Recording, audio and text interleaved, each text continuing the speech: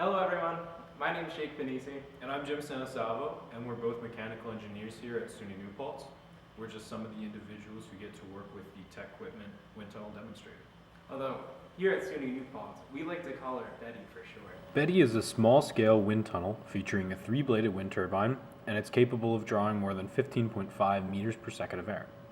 She has an adjustable lever that controls the yaw of the blades, as well as a variable pitch dial that is accessible on the front panel interface.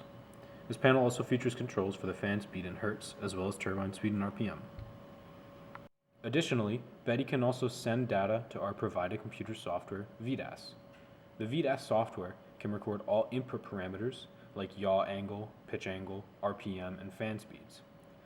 However, the primary output measurements are power and torque. See that red thing in there in the corner? That's the anemometer. It can be used to measure the wind speeds across the diameter of its opening. You know, to get the incoming airspeed, also known as its velocity profile.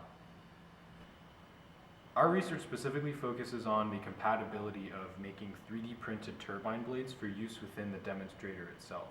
Basically what we did was we replicated the blades that were provided for us by the company and 3D printed our own. This here is the HVAMC, also known as the Hudson Valley Additive Manufacturing Center. Using this campus resource, we were able to fabricate our current and any of our future blade designs. This thing right here is the PolyJet. Using this machine, we're capable of printing objects comprised of different materials at varying ratios. In order to ensure that the blades we fabricate meet the safety requirements laid out by TecQuipment, we perform material testing in the form of tensile, flexural, and impact tests on several materials available through the HVAMC. The results of the tests show that the blend VeroAgilis 25 is the strongest of the chosen materials. These meet the requirements laid out by TecQuipment for use within the demonstrator, so we decided to use this material for all custom blade models from here on out. In the graphs shown here, the performance of the provided blade set with cross-section NACA 6409 is displayed alongside the performance of our printed blades in the same geometry.